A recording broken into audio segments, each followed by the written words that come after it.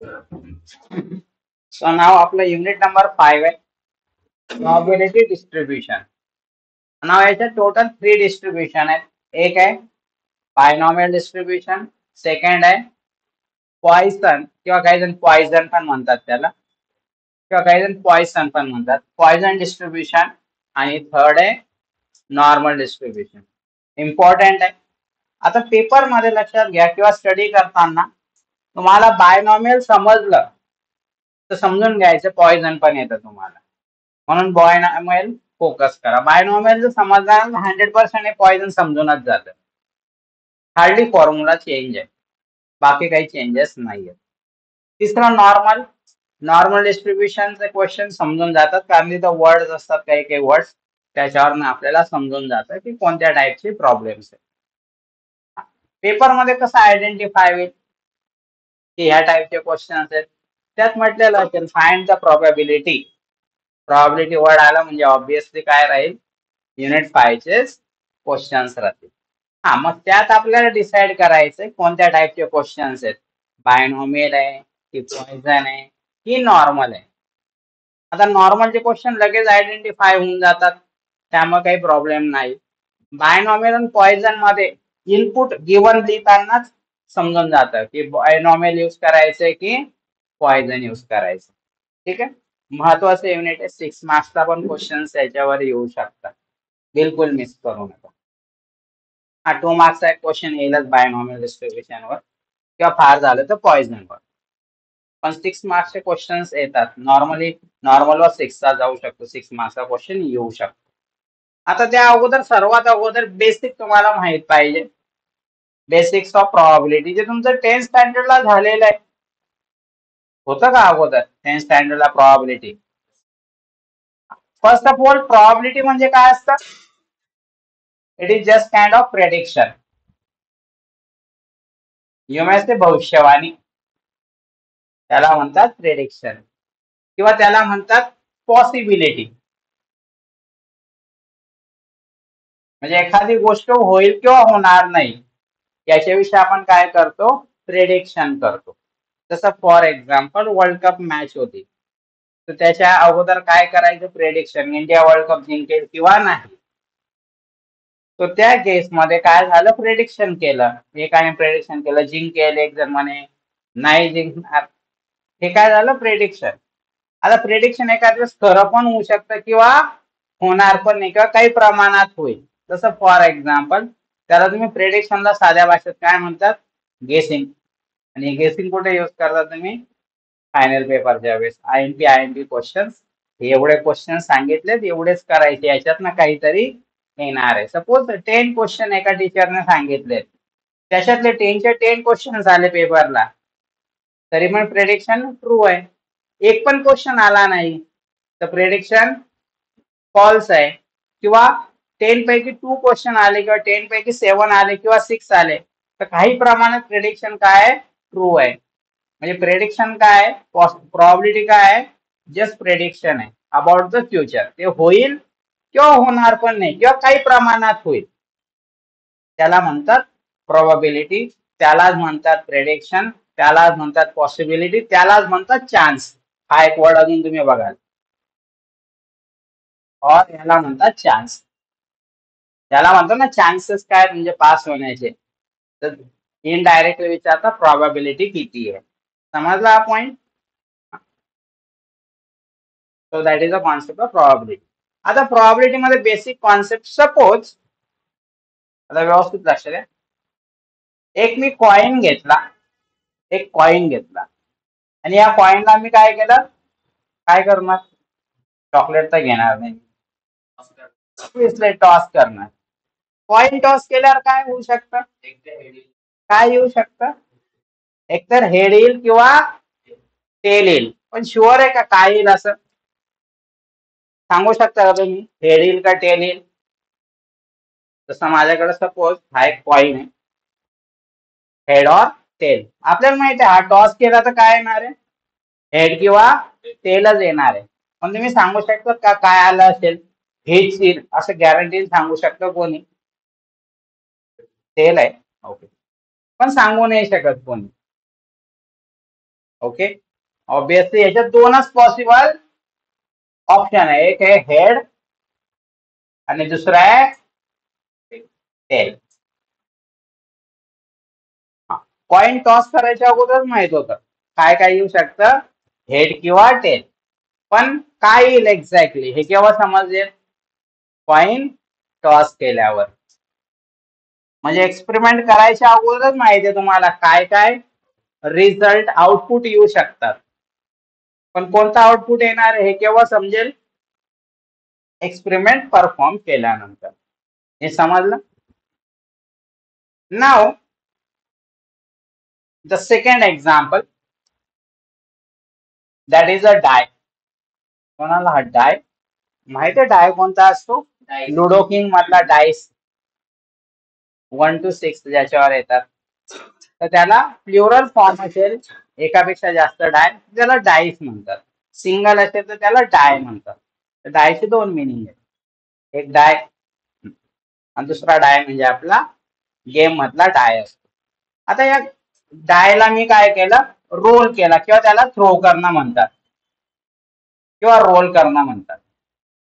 या डायला मी रोल केला तर काय काय येऊ शकतं आउटकम, म्हणजे आउटपुट काय काय येऊ शकतात, 1 2 3 4 5 6 म्हणजे 1 to 6 मधनं काहीतरी येणार आहे.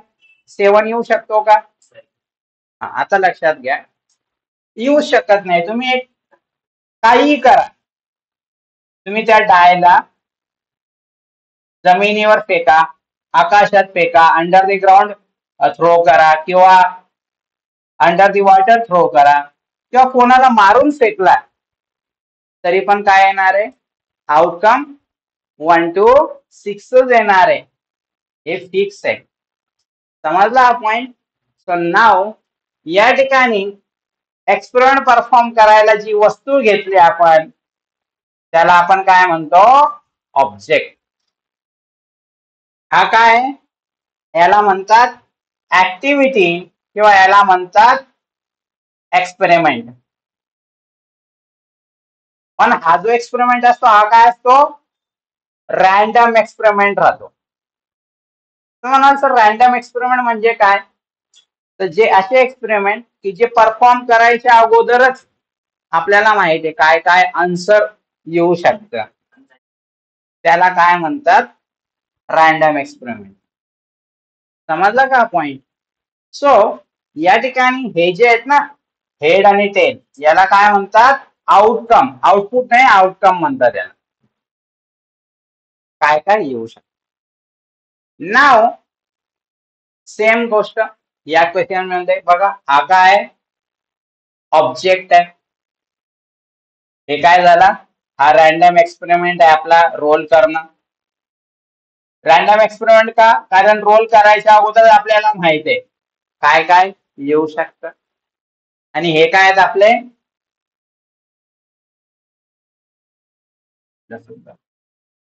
हे काय आउटकम. टोटल किती आउटकम या ठिकाणी, 6 आउटकम. या ठिकाणी किती आहे टोटल, 2 आउटकम. तर या ठिकाणी कॉइन टॉस केल्यावर काय काय पॉसिबल आउटकम येतील, हेड किंवा टेलच, त्याच्या व्यतिरिक्त काही येणार आहे का. कितीदा तुम्ही डाय आपला कॉइन टॉस करा काय होईल, हेड किंवा टेलच येईल. तर या ठिकाणी आता एक असतो सॅम्पल स्पेस. सॅम्पल स्पेस म्हणजे कॉइन टॉस केल्यावर काय काय येऊ शकतं, एकतर हेड येऊ शकतो किंवा टेल येऊ शकतो. आणि सॅम्पल स्पेसला यस ने डिनोट करतात. काही काही बुक मध्ये ओमेगा पण यूज केलेला आहे, पण ओमेगा तुमच्या लेवलला कोणी यूज करत नाही, खास करून बीएससी वाले ओमेगा यूज करतात. तर सॅम्पल स्पेस म्हणजे काय, set of all possible outcome. जेवढे पॉसिबल आउटकम आहे त्याचा सेट, त्याला म्हणतो आपण सॅम्पल स्पेस. जसं इथं डाय थ्रो केल्यावर काय काय आउटकम येऊ शकतात, 1 to 6. मग याचा सॅम्पल स्पेस आपण कसं लिहिणार, sample space is equal to S, काय काय येईल, 1 2 3 4 5 6. नाव थर्ड एक्झाम्पल, या ठिकाणी आता आपण एक ऑब्जेक्ट घेणार आहे स्टुडंट नावाचं, आणि या स्टुडंट नावाने काय ऍक्टिव्हिटी केली, याने एक ऍक्टिव्हिटी केली टू गिव्ह अन एक्झाम. त्याने ही ऍक्टिव्हिटी केली एक्झाम देण्याची. तर या ठिकाणी त्याचा रिझल्ट म्हणजे आउटकम काय काय येऊ शकतं, पास येऊ शकतो किंवा फेल येऊ शकतो किंवा अजून काहीतरी विसरलो तुम्ही, अजून एक रिझल्ट असतो, हा एटीकेटी. तीन पॉसिबल रिझल्ट आहे, पास किंवा फेल और एटीकेटी. म्हणजे काय, एक्झाम द्यायच्या अगोदरच तुम्हाला माहित आहे की काय काय रिझल्ट येऊ शकतात, पास होऊ शकतात किंवा फेल किंवा एटीकेटी. पण एक्झॅक्टली काय रिझल्ट येईल हे केव्हा समजतं, नाही एक्झाम दिल्यावर. एक्झाम दिल्यावर तुम्हाला आयडिया येऊन जाते, मग रिझल्ट लागतो तेव्हा समजून जातं की काय काय काय आउटपुट येऊ शकतं.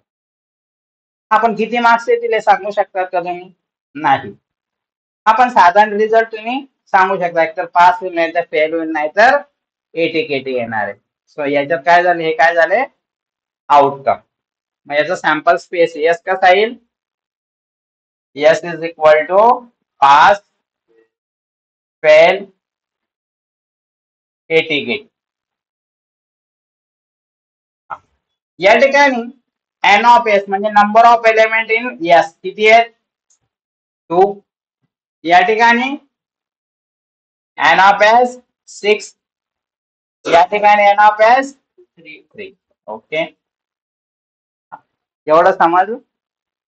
नाव पुढचा कॉन्सेप्ट आहे इव्हेंट. पुढचा जो कॉन्सेप्ट आहे इव्हेंट. इव्हेंट म्हणजे काय, एखादी एक्सपेरिमेंट परफॉर्म केला तुम्ही, एखादा एक्सपेरिमेंट परफॉर्म केला, तर परफॉर्म करताना तुम्ही काहीतरी एक्सपेक्टेड करतात ना, तुम्हाला माहित आहे तर पास किंवा फेल किंवा एटीकेटी येणार आहे, पण तुम्ही काहीतरी एक्सपेक्टेशन ठेवून एक्झाम देतात. काय एक्सपेक्टेशन असते तुमचे रिझल्टच्या बाबतीत, काय यायला पाहिजे, पास यायला पाहिजे नाहीतर एटीकेटी यायला पाहिजे. हे काय झालं एक्सपेरिमेंट. कोणी असं आहे का फेल व्हायचंय म्हणून गेला एक्झामला, कोणी आहे का असं, शक्यतो कोणी जात नाही फेल व्हायचंय म्हणून, पण काहीतरी एक्सपेक्टेशन ठेवणं जातं, फेल जरी व्हायचं असेल ही काय त्याची एक्सपेक्टेशन आहे. तर इव्हेंट म्हणजे काय, सेट ऑफ फेवरेबल और एक्सपेक्टेड आउटकम. जेवढे मग आपल्याला एक्सपेक्टेड आहे किंवा आपल्याला फेवरेबल आहे त्याला काय म्हणतात, इव्हेंट म्हणतात. सेट ऑफ फेवरेबल और एक्सपेक्टेड. जसं फॉर एक्झाम्पल एक सॅम्पल स्पेस आहे, पास किंवा एक स्टुडंटने एक्झाम दिली. सपोज एक एक्सपेरिमेंट आहे, स्टुडंट गिव्स एक्झाम. तर या ठिकाणी सॅम्पल स्पेस काय येईल, पास फेल और एटीकेटी. एन ऑफ एस किती या ठिकाणी टोटल 3. आता मी इव्हेंट घेतोय, लेट इव्हेंट आहे to get admission in next year. तुम्हाला नेक्स्ट इयरला आता इव्हेंटला काहीतरी नाव द्यावं लागेल. जसं तुमच्या कॉलेजचे गॅदरिंग आहे किंवा इव्हेंट आहे त्यांना नाव असतं ना, तसं इव्हेंटला आपण नाव दिलंय. मला सांगा या ठिकाणी काय काय एक्सपेक्टेड राहील तुम्हाला, हे 3 पॉसिबल आहेत रिझल्ट, आणि आपल्याला एक्सपेक्टेड काय, to get an admission in next year. अरे याच्यातलं काय येईल ते विचारतोय मी, पास एटीकेटी, पास किंवा एटीकेटी हे दोनच रिझल्ट पाहिजे ना, तेव्हा तुम्ही काय होणार, नेक्स्ट इयरला तुम्हाला ऍडमिशन मिळेल.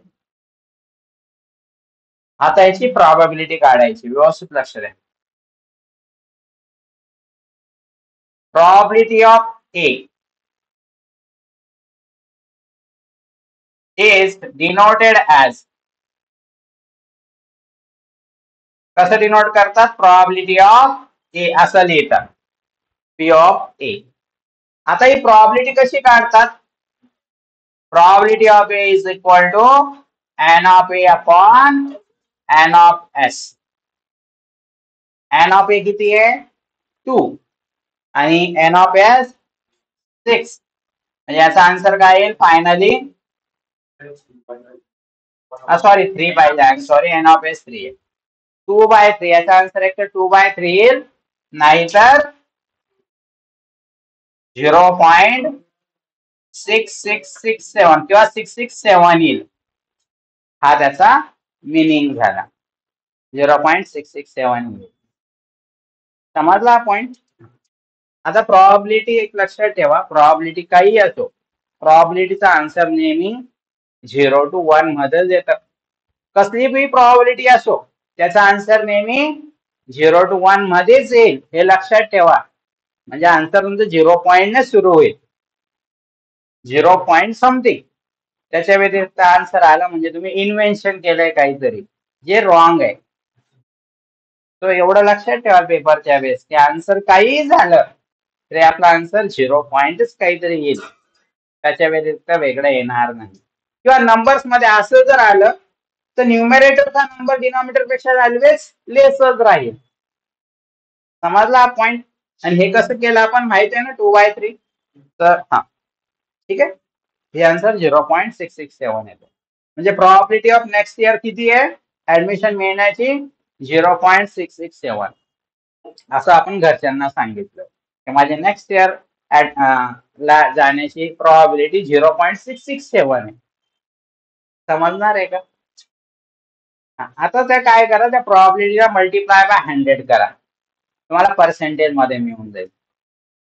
तर किती येईल 66.7, म्हणजे 66% आसपास तुमची पॉसिबिलिटी आहे की तुम्ही नेक्स्ट इयरला ऍडमिशन मिळेल. 66.7%. किंवा एखादी क्रिकेट मॅच सुरू आहे सपोज, आणि त्यात आपण म्हटलं किंवा आपला पेपर दिल्यावर एखाद्याने सांगितलं पास होशील की नाही, असं प्रत्येक जण विचारतं. आपण काय सांगतो 50-50 चान्स आहे, 50-50%. पण त्याला सांगितलं 0.5 पॉसिबिलिटी आहे माझी, समोरच्याला समजणार आहे का. त्याला 0.5 समजत नाही, पण मल्टिप्लाय बाय 100 करा, 50% चान्स आहे, हे लगेच त्याला समजून जातं. किंवा एखादी पर्सन हॉस्पिटलमध्ये हॉस्पिटलाइज आहे, आयसीयू मध्ये सपोज, ओल्ड पर्सन एखादी, असं अजून करा. तर आपण काय विचारतो डॉक्टरला, जगण्याची पॉसिबिलिटी किती आहे. डॉक्टरने सांगितलं 0.75. समोरच्या पेशंट म्हणजे जे पेशंटचे रिलेटिव्ह आहे त्याला समजेल का, पण त्याला 100 ने मल्टिप्लाय करा, 75% समजू शकतं. समजला का हा point. So that is the thing. So हे बेसिक आहे प्रॉबिलिटीचं. Now the next point is a binomial distribution. आता बायनॉमियल डिस्ट्रीब्युशन केव्हा यूज करतात. सो नाउ ज्यावेळेस पण एक्सपेरिमेंट मध्ये ओनली 2 आउटकम असतात, ओनली 2 आउटकम असतात, त्यावेळेस बायनॉमियल डिस्ट्रीब्युशन यूज करतात. जसं फॉर एक्झाम्पल कॉइन टॉस केल्यावर किती आउटकम येतात, किती येऊ शकतात maximum 2 outcome, only 2, head or tail, only 2 outcomes येऊ शकतात. त्याच्यापैकी एकच येईल, पण मॅक्सिमम किती पॉसिबल आहे, पॉसिबल किती आहेत 2 आउटकम.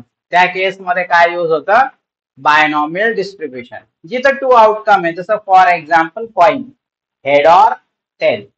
ट्यूबलाइट ऑन असू शकते किंवा ऑफ राहू शकते, डीमचं नाही होत. सिमिलरली कॉलेज एकतर ओपन राहील किंवा क्लोज राहील. सिमिलरली एखादी पर्सन लाईव्ह राहील किंवा डेड राहील. पण आन्सर कोमा मध्ये असला तर, कोमामध्ये जरी असला तरी तो व्यक्ती जिवंतच राहतो, त्याचे हार्टबीट चालू आहेत ना, म्हणजे तो जिवंत आहे, म्हणून आपण त्याच्यावर ट्रीटमेंट करतो. तो जर डेथ राहिला असतं तर केले असतं का आपण. तर पर्सन एक तर लाईव्ह राहतो, नाही तर डेथ, दोनच पॉसिबिलिटी आहेत. सिमिलरली एकतर क्लास होईल किंवा होणार नाही, दोनच पॉसिबिलिटी आहेत. त्या केसमध्ये बायनॉमियल डिस्ट्रीब्युशन यूज करतात. अजून एका केसमध्ये यूज करतात, जसं डायचं एक्झाम्पल. डायचं एक्झाम्पल मध्ये काय होतं, डाय थ्रो केल्यावर काय होईल, 6 आउटकम येतात. 6 पॉसिबल आउटकम आहे, 6 आहेत. तर आन्सर नाही होणार मग, नाही.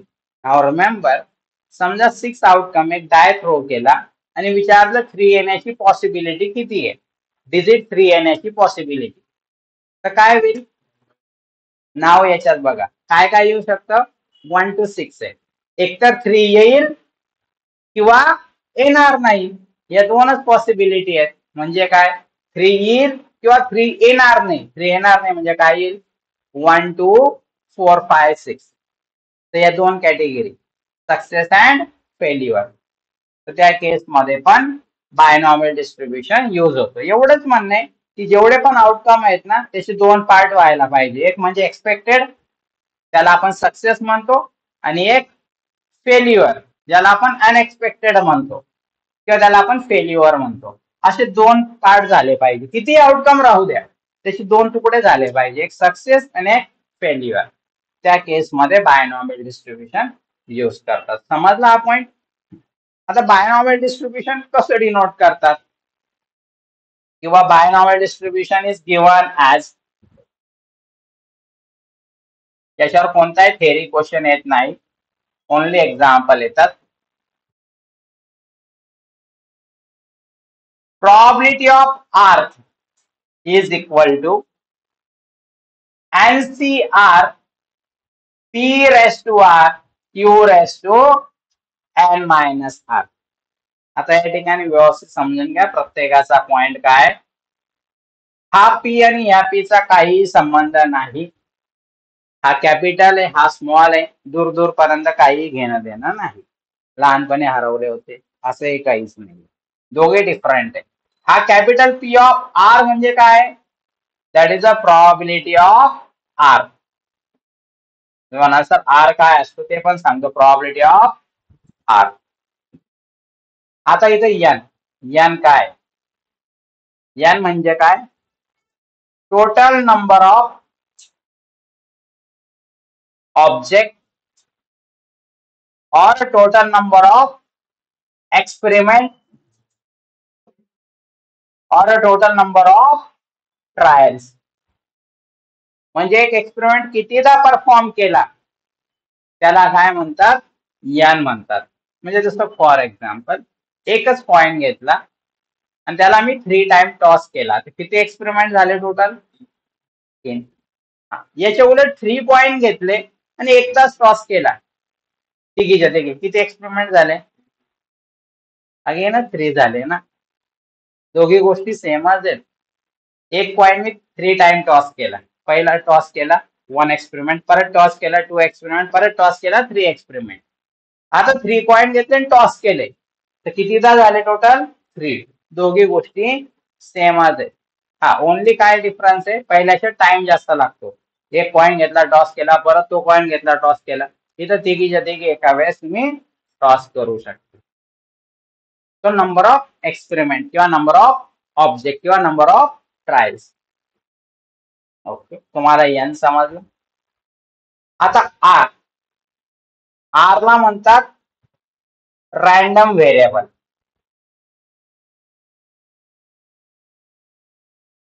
किंवा याला simple language number of times of success. Number of times of success, जे सक्सेस तर मिळायला पाहिजे, जे एक्सपेक्टेड ते यायला पाहिजे, पण कितीदा यायला पाहिजे त्याला आपण काय म्हणतो, रॅन्डम व्हेरिएबल. जसं फॉर एक्झाम्पल कॉइन टॉस केल्यावर मला हेड पाहिजे सपोज, मग मी समजा 5 टाइम कॉइन टॉस केला, हेड आला तर काय मिळेल मला, सक्सेस. पण त्या 5 टाइम्स मध्ये कितीदा हेड आलं, that is number of success कितीदा पाहिजे, त्याला आपण म्हणतो R. नाव n समजला तुम्हाला, R समजला. NCR काय, NCR म्हणजे कॉम्बिनेशन. कॉम्बिनेशन लास्ट मध्ये सांगतो. नाव हा स्मॉल p म्हणजे काय, प्रॉबिलिटी ऑफ सक्सेस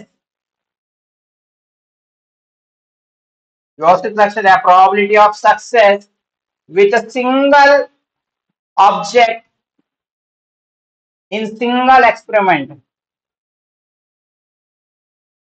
आता याचा मिनिंग काय झालं ते समजून घ्या.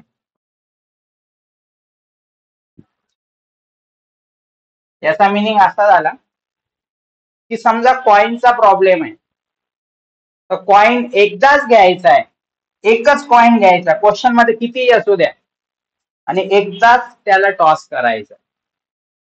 एकच कॉइन घ्यायचा आणि त्याला एकदाच टॉस करायचा आहे, आणि तेव्हा तुम्हाला प्रॉबिलिटी ऑफ सक्सेस काढायची. सक्सेस म्हणजे काय? जेव्हा तुम्हाला एक्सपेक्टेड आउटकम मिळेल, दॅट इज अ सक्सेस. आता सक्सेसचा मिनिंग काय होतो? सपोज फॉर एक्झाम्पल, सपोज तुम्ही ऑनलाईन मध्ये कमी प्राइस मध्ये तुम्हाला ऍपलचा मोबाईल मिळाला. कमी प्राइस मध्ये तुम्ही एक ऑर्डर बुक केला.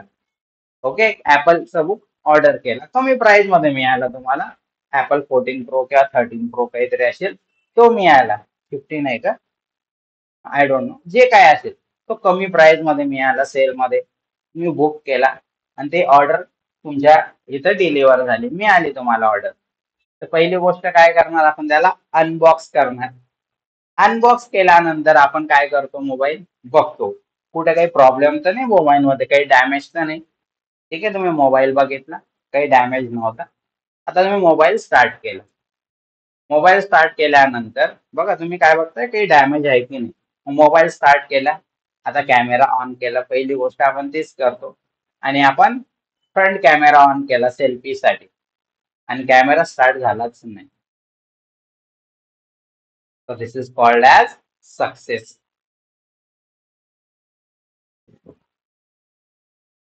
सो तुम्ही मोबाईल चांगला परचेस केला ऍपलचा, आणि त्यात तुम्हाला फॉल्ट मिळाला. काय? कॅमेरा ऑनच झाला नाही फ्रंटचा. So that is your success. तर नाही ना, फेल्युअर आहे ना. That is your success. का म्हणून?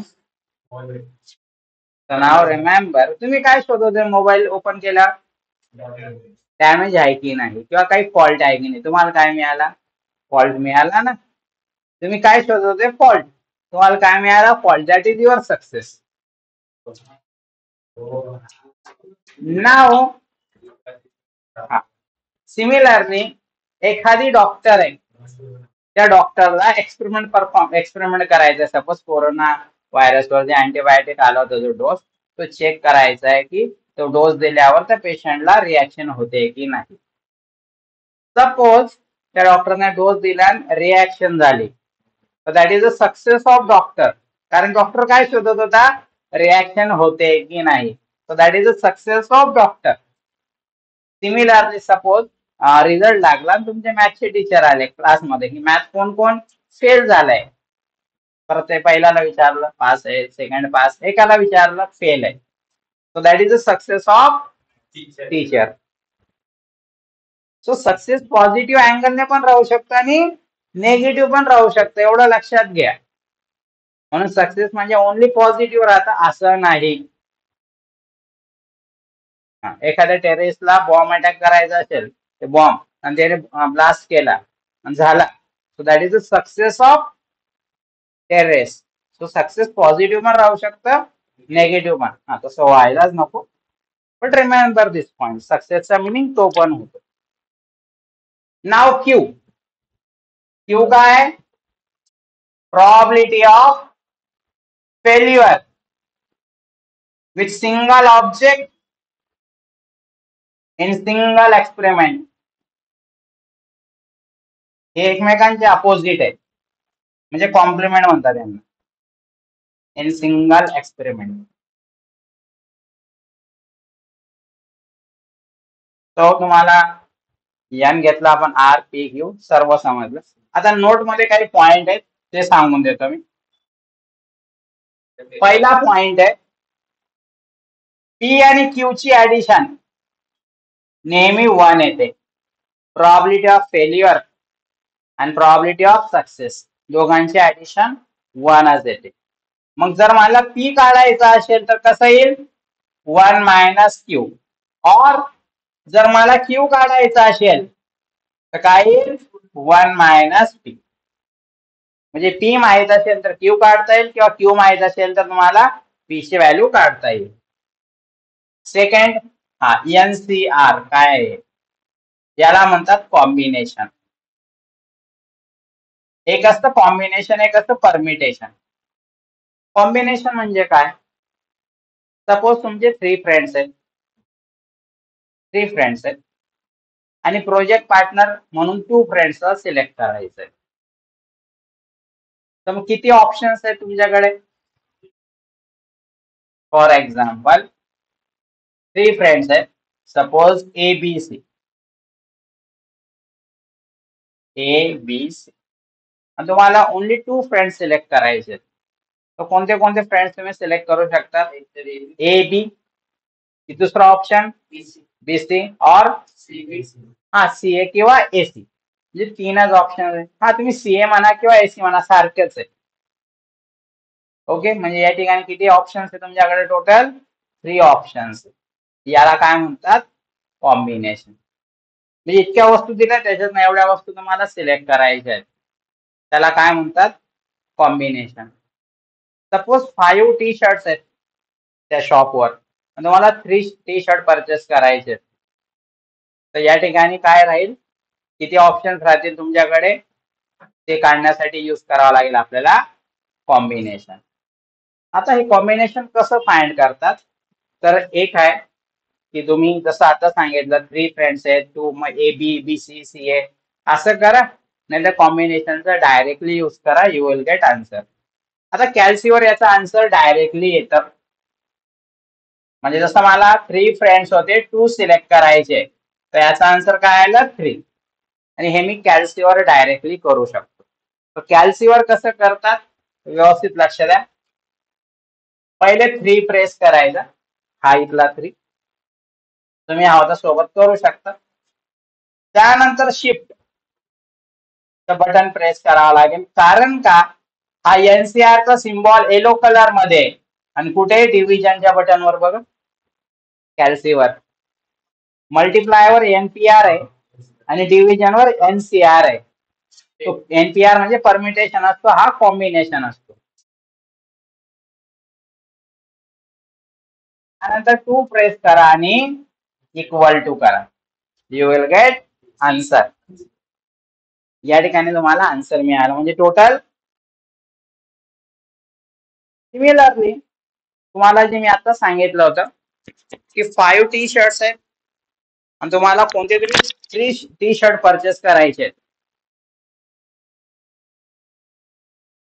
5 टी शर्ट आहेत, तुम्हाला कोणते तरी 3 टी शर्ट परचेस करायचे. तर किती ऑप्शन्स आहे तुमच्याकडे बघा? 5C3 कॅल्क्युलेट करा, प्रत्येकाने करून बघायचं, ऑनलाईन असो ऑफलाईन असो. म्हणजे टोटल 10 ऑप्शन्स तुमच्याकडे आहेत. तुम्ही हवं ते ट्राय करून बघा. ABCDEF ABCDE असे 5 आहेत, त्याच्यातले 3 टी शर्ट किंवा 5 कलर्स मधलं 3 कलर्स कॉम्बिनेशन करा, तुम्हाला काय मिळतील? 10. समजला हा पॉइंट? सिमिलरली तुम्ही स्कूलमध्ये केलं होतं बघा, 3 कलर्स मिक्स केल्यावर बेसिक कलर राहायचे ना, 3 कलर्स. कोणते होते ते? हा काहीतरी होतं ते ब्ल्यू ग्रीन याला, आय डोंट नो एक्झॅक्टली, काहीतरी होतं ते. 3 कलर मध्ये 2 कलर मिक्स केले तुम्ही, तर किती किती डिफरंट कलर तयार व्हायचे? 3 डिफरंट कलर अजून तयार व्हायचे. ते पण कॉम्बिनेशनच होतं. समजला हा पॉइंट? याला म्हणतात कॉम्बिनेशन. कॅल्सीवर येऊन जाईल. रिअल लाईफ मध्ये बऱ्याच काही ऑप्शन्स आहेत, त्याच्यातनं काही ऑप्शन सिलेक्ट करायचे आहेत बऱ्याच वस्तूंमधनं. तर किती तुमच्याकडे ऑप्शन्स आहेत, त्याला काय म्हणतात? कॉम्बिनेशन. नाव तिसरा पॉइंट, मीन कसा काढतात बायनॉमियल डिस्ट्रीब्युशन मध्ये? Mean is equal to N into P. N into P, हा एन आणि हा पी. अँड व्हेरियन्स चा फॉर्म्युला आहे N P Q. N P Q. ठीक आहे. So that is a binomial distribution. Now 3 concept आहेत, त्या जरा महत्वाच्या. नोट मध्ये अजून एक पॉइंट लिहून देतो मी. आरची जी व्हॅल्यू असते आरची नाही आरची व्हॅल्यू आरची व्हॅल्यू कुठून स्टार्ट होते 0 टू n पर्यंत. जसं फॉर एक्झाम्पल 10 लाईट आहे 10 लाईट्स आहेत सपोज बल्ब आहे 10 बल्ब या 10 बल्ब मध्ये मला शोधायचे किती डिफेक्टिव्ह बल्ब आहेत म्हणजे खराब बल्ब डॅमेज झालेले. तर 10 मध्ये किती बल्ब डिफेक्टिव्ह बल्ब राहू शकतात 0 राहू शकतात किंवा 10 मध्ये 1 बल्ब डिफेक्टिव्ह राहू शकतो किंवा 10 मध्ये 2 बल्ब डिफेक्टिव्ह राहू शकतात किंवा 10 मध्ये 3 4 5 6 7 8 किंवा 10 मध्ये 10 चे 10 बल्ब डिफेक्टिव्ह राहू शकतात किंवा 10 मध्ये 11 बल्ब नाही राहू शकतच नाही ना. येस. सिमिलरली 5 स्टुडंट एक्झामला बसले तर 5 स्टुडंट मध्ये किती स्टुडंट पास होऊ शकतात 0 स्टुडंट एक पण पास होणार नाही किंवा 1 स्टुडंट पास होऊ शकतो आउट ऑफ 5 किंवा 2 किंवा 3 किंवा 4 किंवा 5 चे 5 स्टुडंट पण पास होऊ शकतात. पण असं होईल का 5 स्टुडंट आणि 6 स्टुडंट पास झाले म्हणजे आरची व्हॅल्यू काय राहील 0 टू n पर्यंत राहील एवढं समजलं. म्हणजे आरची व्हॅल्यू यांच्यापेक्षा लेसच राहील इक्वल किंवा लेस. नाव नेक्स्ट पॉइंट हा प्रॉबिलिटी नेहमी 0 टू 1 मध्ये येईल एवढं लक्षात. आता काही कॉन्सेप्ट आहेत at least then at most आणि एक आहे एक्झॅक्टली. आता याचा मिनिंग काय होतं एक्झॅक्टली म्हणजे सिंपल लँग्वेज ना कम ना ज्यादा. म्हणजे सपोज एका शॉपवर गेले तुम्ही म्हटलं की 2 पेन द्या आम्हाला 2 पेन तर काय होईल किंवा तुम्ही म्हटलं एक्झॅक्टली 2 पेन द्या दुकानदार किती देणार आहे ना कम ना ज्यादा एक्झॅक्टली 2 पेन देणार आहे. समजला हा पॉइंट. ऍटलिस्ट आणि ऍटमोस्ट म्हणजे काय सपोज तुम्ही इंजिनियर झाले आणि तुमची कंपनी आहे असं अझूम करा तुम्ही आणि त्या कंपनीमध्ये तुम्हाला इंजिनियर्सला जॉब द्यायचा आहे हे पण अझूमच करा सध्या तुम्ही. आता तुम्ही सांगितलं मला एक्झॅक्टली 2 इंजिनियर्स पाहिजे याचा मिनिंग काय झालं ना कम ना ज्यादा. मी म्हटलं ऍटलिस्ट 2 इंजिनियर तरी पाहिजे याचा मिनिंग काय झालं ऍटलिस्ट 2 इंजिनियर्स पाहिजे कमीत कमी 2 म्हणजे काय 2 इंजिनियर्स असले तरी चालेल 3 इंजिनियर्सला पण आम्ही जॉब देऊ 4 5 आपण कुठेतरी लिमिट येईल नाही तर म्हणाल 1 लाख इंजिनियर्स शक्य होणार नाही. आणि ऍटमोस्ट म्हणजे काय ऍटमोस्ट 2 इंजिनियर्स म्हणजे काय जास्तीत जास्त 2 म्हणजे 2 इंजिनियर्स असतील तरी चालेल 1 इंजिनियर भेटला नसला इंजिनियर तरी आमची कंपनी चालेल त्याला म्हणतात ऍटमोस्ट. आता याला लक्षात कसं ठेवणार याचं सिंपल लॉजिक आहे. तुम्हाला पासिंग साठी किती मार्क्स लागतात आउट ऑफ 100 ऍटलिस्ट 40 म्हणजे काय 40 किंवा 40 पेक्षा ग्रेटर असले तर तुम्ही काय असतात पास म्हणजे ऍटलिस्ट 40. समजलं. तुमचा बाईकचा स्पीड किती पाहिजे हायवेवर ऍटमोस्ट 40 हा काही ठिकाणी बाईकवर डिपेंड करतं पण काही काही बाईकला ऍटमोस्ट 40 आहे म्हणजे काय तुमचा बाईकचा स्पीड 40 पेक्षा लेस पाहिजे 40 किंवा 40 पेक्षा लेस पाहिजे 0 पण चालू शकतो. म्हणजे 0 असला स्पीड म्हणजे बंद आहे ना. आता इकडे लक्ष द्या व्यवस्थित लक्ष द्या. इथं 0 आहे इथं n आहे आणि मध्ये इथं r ची व्हॅल्यू दिली. हा जो पॉइंट आहे याला काय म्हणतात एक्झॅक्टली. इथून हा जो पॉइंट आहे याला काय म्हणणार ऍटलिस्ट आणि इकडून हा पोर्शन जो दिलाय म्हणजे ऍटमोस्ट आर म्हटलं तर मिनिंग काय होईल 0 टू आर ऍटलिस्ट आर म्हटलं तर आर टू एन आणि एक्झॅक्टली आर म्हटलं तर दॅट इज आर. समजला हा पॉइंट ओके.